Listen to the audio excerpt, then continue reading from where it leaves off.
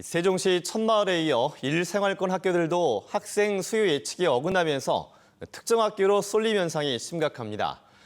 땅이 없어 학교 신설도 어렵고 기존 학교의 시설을 계속 늘릴 수도 없어 말 그대로 학생 수용 전쟁입니다.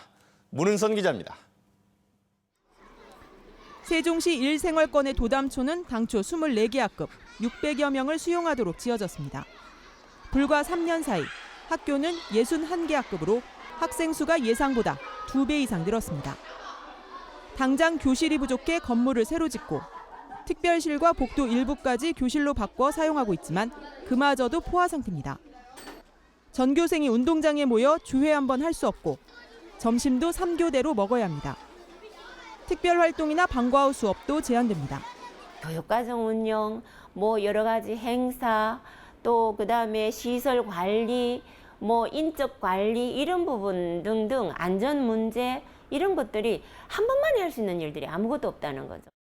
차로 5분 정도 떨어진 곳에 있는 늘봄초가 전체 42개 교실 가운데 절반이 비어 있는 것과는 대조적입니다.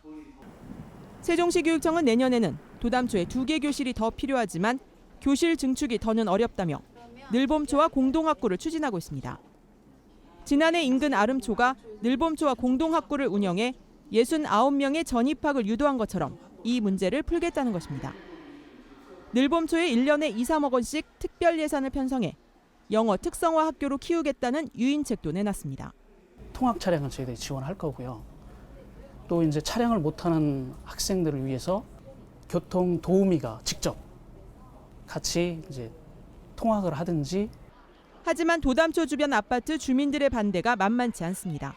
도담초와 늘봄초는 거리상으로도 굉장히 멀고 아이들이 통학할 수 있는 여건이 아닙니다. 6차선 대로를 건너야 되고. 학생들의 통학거리는 도담초는 500m 안팎, 늘봄초까지 확대되면 최대 1.4km가 됩니다. 걸어서 5분이면 되던 것이 30분 정도로 늘어납니다. 공동학구가 실효성은 없고 학생들 통학길만 위험해진다는 것이 반대의 가장 큰 이유지만 늘봄초 주변에 임대 아파트가 있다는 점도 고려된 것으로 추정됩니다. 일생활권에는 오는 2019년까지 7,500여 가구가 추가 입주할 예정입니다. 특정 학교를 중심으로 한 세종시의 학교 쏠림과 외면 현상은 학생 수가 가장 많아지는 앞으로 2, 3년이 최대 고비가 될 전망입니다. 학교 지을 땅이 없는 상황에서 주민들의 상생 협력과 교육청의 일관성 있는 교육 정책만이 과대 과밀 학교로 인한 학생 피해를 줄일 수 있습니다. MBC 뉴스 문은선입니다.